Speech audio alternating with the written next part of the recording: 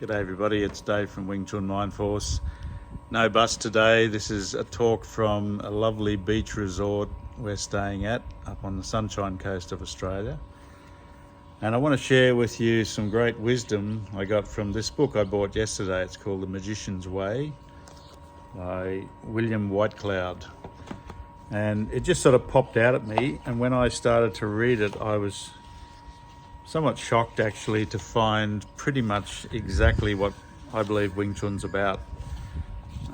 It's sort of it's one of those self-help type books, but the guy on the back says, I just about run a mile to get away from a self-help book, but this one's not the average, and I found it's not.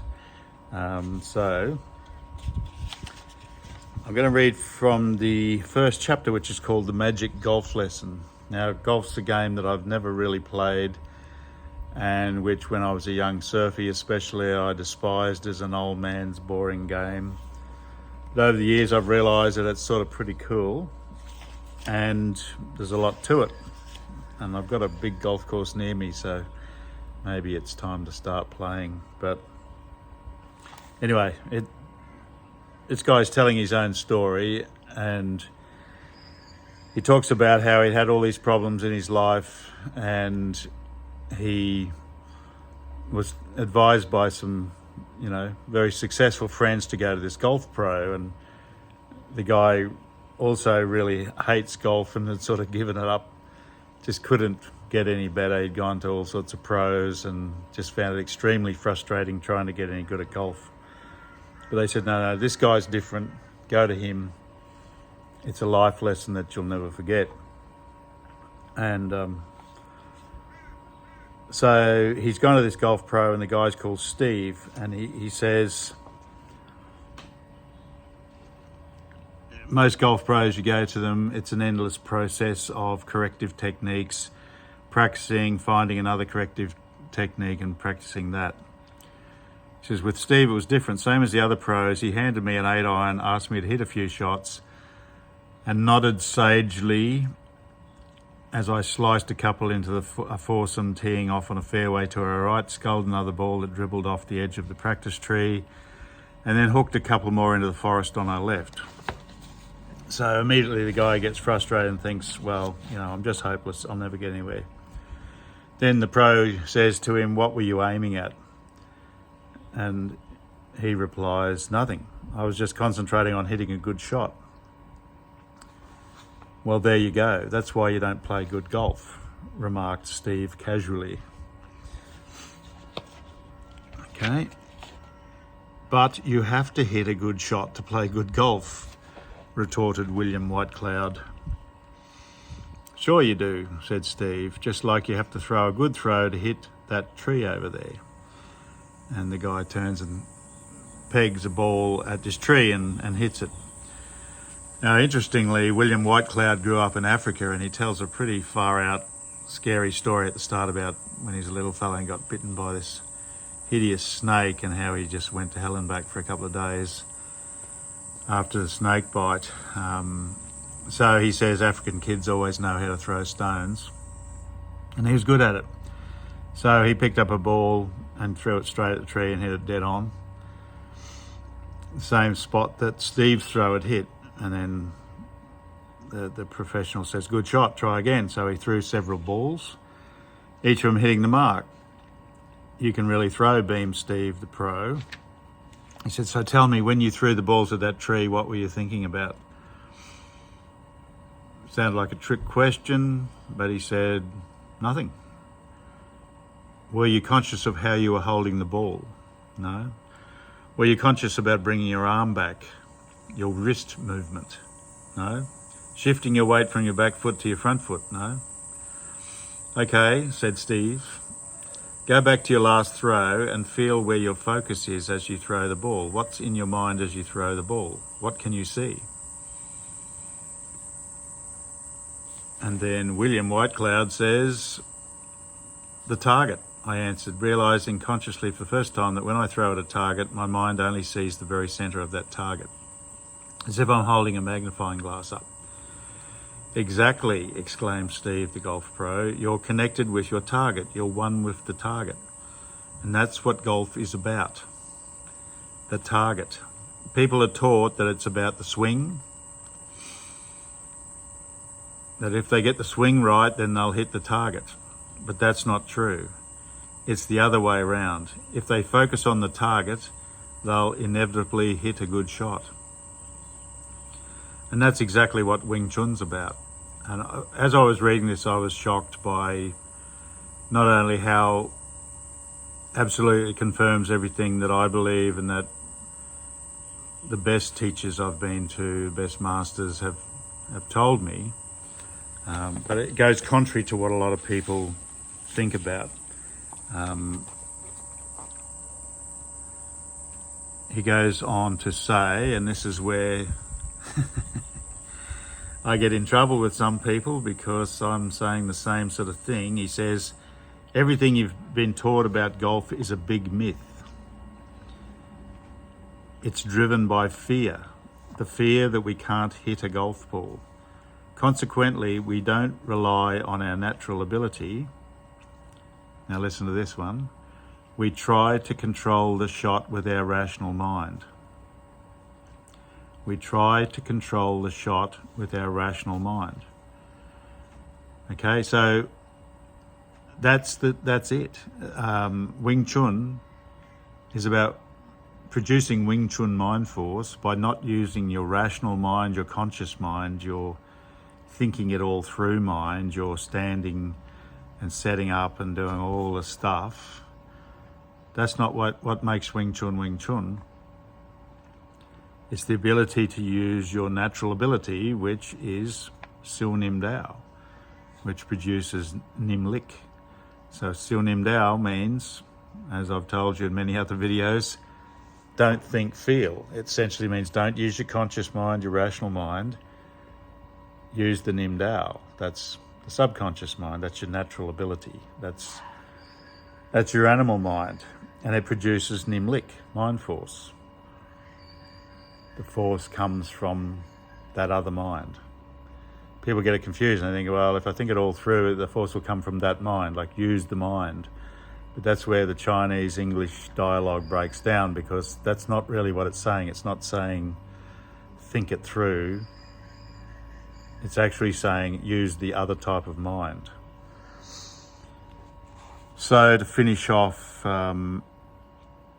he says, when you're playing a shot, you're standing in an invisible circle. And if you're a golfer, you're probably going, oh yeah, right. Golfers believe that you hit a good shot by getting everything in the circle right. That if you can simultaneously control every aspect of the swing, then it will translate to getting the ball to do what you want to. But golf is really about what's outside the circle. It's about the target. If you can go back to trusting your natural ability and just focus on the target, you'll play excellent golf. You'll be able to do anything you want. Now that's a very broad thing to say, but in my experience of 26 going on 27 years, that's exactly the way it is. I've written here in the margin, golf pros and sifus make a living teaching you to rationally, consciously think it all through for years. Just like he's talking about the golf pros teaching people to stand in a circle and work on every little nuance of how they stand, how they swing. Can you see the difference?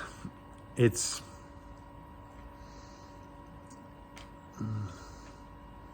a lot of things are like this. I'm an artist, and one of the pleasures in my life is teaching people to draw. And one of the major things I do, despite the fact that I have been taught all the conscious mind tricks of the great masters and all this sort of stuff, but the real essence of being a good drawer and an inspired artist is not that. It's to let that go, to stop trying so hard, to play, to see what you want in your mind and just let it happen. That's why sometimes untrained amateurs do much more interesting art than trained professionals like me. I still suffer from thinking too much. I've got too much in my head. And usually I do a whole lot of crappy drawings and then finally sort of give up and put on some good music, and then I just draw it and it's just the one, it's the right one.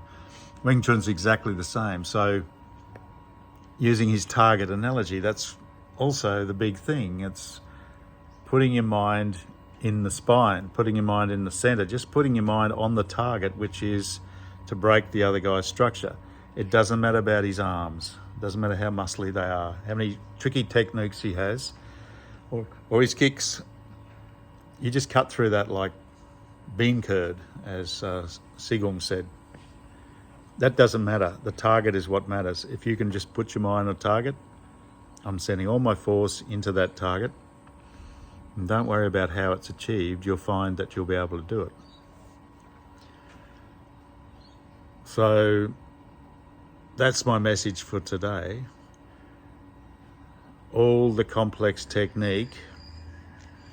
It's just, I know, look, I'm not saying you don't learn the forms, that you don't practice Chi Sao, but while you're learning the forms, while you're practicing Chi Sao, don't try too hard and don't think too much. Just relax and dance it. That's why I say dance, because people don't try to dance. You just dance or you don't. You just move naturally. That's the perfect movement. Many years ago, I was fascinated by Japanese sword, and I still am, but an old sword master, highly revered sword master, was asked, Sifu, Sensei, what's my footwork? How do I step? And, if you follow the forums, and they're always on about footwork, and, oh yeah, we got the secret Wing Chun footwork for you. It's like bullshit. It's just natural stepping. That's what this sword master said to whoever's asking him.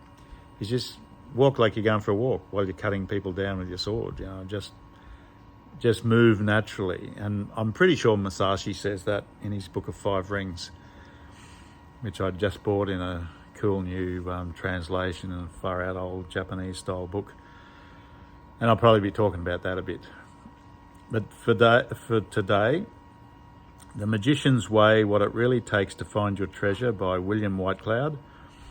I'm only a bit into it, and I'm already going, wow, this is actually a cool book. But what he's just written about the golf way totally confirms everything that, I've been told by the top people and that I've found. You don't need to think it all through.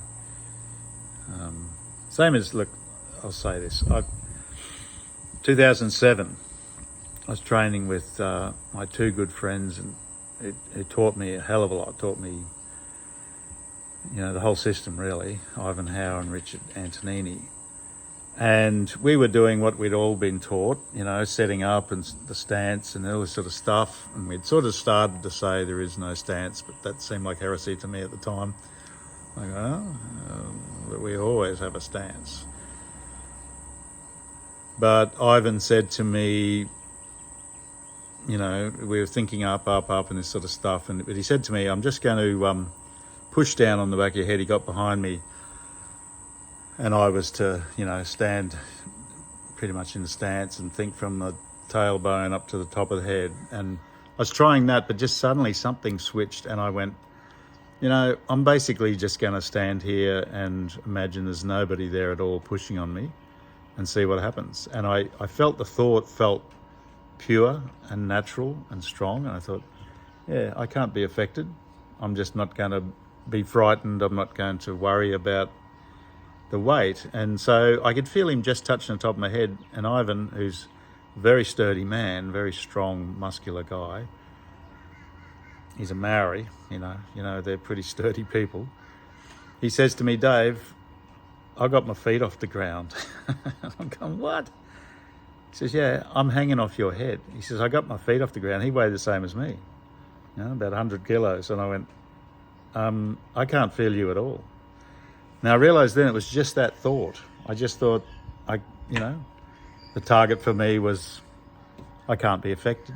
I'm totally invulnerable. And it bloody well worked. It was the perfect stance. It was like, there I was. I could have just gone walking off with him hanging off me and felt nothing. Now, you got to be careful with that one. If you're not ready for it, can hurt your neck. So I'm not saying get stuck in to do that straight away, but yeah, it's the same thing. All right, well, I'll leave it at that. I hope you've had a great Christmas and New Year. It's back to the real year now, I suppose, but I'm excited about 2024. Looking forward to making more videos, interacting with you guys, growing my beard even longer. My Viking Superpowers channel's going really well. I've been interacting with some very famous guys, actually.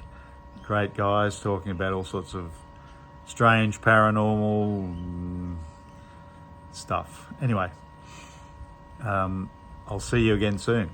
Bye.